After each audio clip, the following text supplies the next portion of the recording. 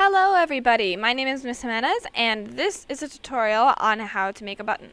So you're going to start off by going to Google Chrome or whatever browser you like to use to access the internet and go to designer.gravit.io. This is a kind of a software that's almost like Adobe Illustrator, which is what we have on the lab computers.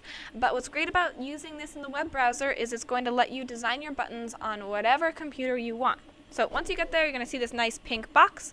Go here and click on this drop-down menu. Now, I know you're not going to see this on the video, but when you click it, there's going to be a couple options that come up. Go to US Letter Portrait, 8.5 by 11, because that's the size paper we use in the lab, and click on US Letter Portrait. Once you do that, go ahead and go here. We're going to have to make some circles, so click this drop-down menu and hit ellipse. Then click and drag to make your first circle. Now this is a circle that all your content is going to go into, what you actually want to show up on the button. Then go over here to width and change it to 1.3 and change height to 1.3. So now you have a perfect circle. So don't worry about drawing it perfectly because we're just going to change the width and height. Anyway, once this circle is good to go, we're going to make a second circle. So click here and then draw a second circle and then go over here to size and change that to 1.6 and 1.6. So now we have two circles. This circle is going to be the one that we cut around. So this is our content circle. This is our cut around circle. We're going to put them on top of each other, but in order for you to actually see that they what happens when we put them on top of each other, we're going to have to put a border, because right now it doesn't really, they kind of just blend into each other because they're the same color. So go over here to borders and just hit the little plus and a new border will pop up and you're good to go. Now, as I drag this over, you're going to notice something funny happens. It hides behind the other one. So what we're going to do is we're going to click on that one, right click and hit arrange, send to front. So that is going to move it in front of the other one. Then you can click and drag until it's perfectly centered on our bigger button circle. Then what we're going to do is change some colors, because that's fun. So let's click on the little circle. Remember, this is the one we're actually going to see, and I'm going to change it to a nice kind of blue color. So I go down here to fills, and I click on this, and then I can move this around, and come up with a color that I like. Ooh, that's a nice, pretty purple. And then, let's see, I want to make this one, you can't really see it too well, but I'm gonna change it to like a fun kind of pink color, because why not? Life is short.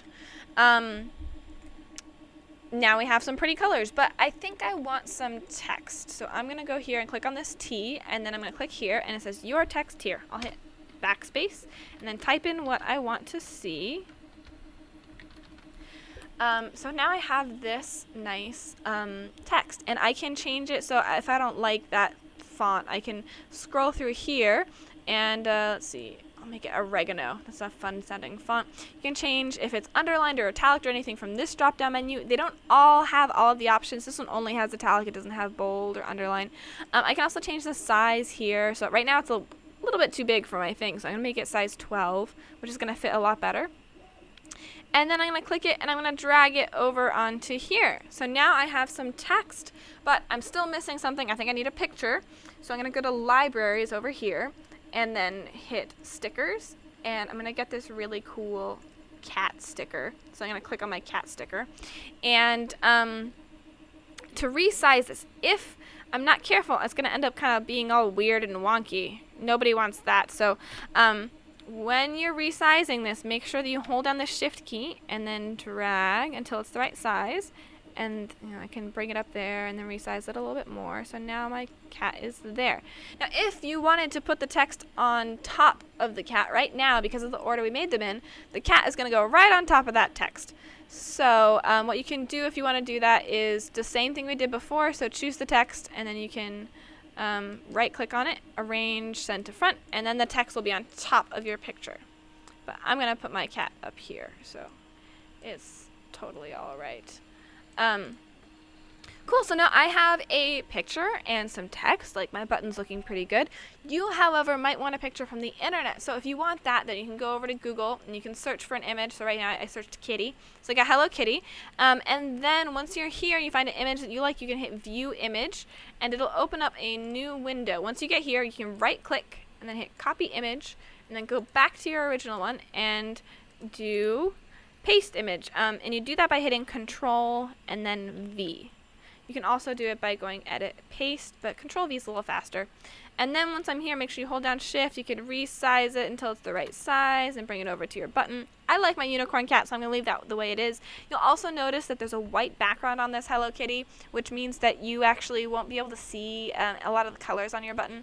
There are other file types that don't have that, but just so you know, you can ask me if you want to find a different file type that doesn't have that background on it.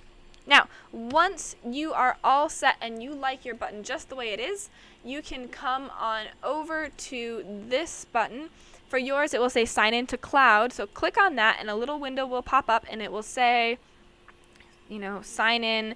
We're going to use our normal login information. If you need help remembering that, come ask Mr. Mendez or ask a friend. And then you should see, after you've logged in, you should see it now has that little DibLab logo in the corner. And then you're going to save your file. So go over here and hit Save. And I'm going to call this Miss Jimenez. I Heart DibLab. Because that is something that a name that describes my file really well. You always want to start with your name, whatever your name is, and then have a description of whatever your button is, because you're probably going to make a lot of buttons. And when you have a good title thought up, hit Save, and then you are ready to print. Now, if you are on your own computer, you're going to either have to go over to a lab computer to do this, or you can ask me and I'll print it for you.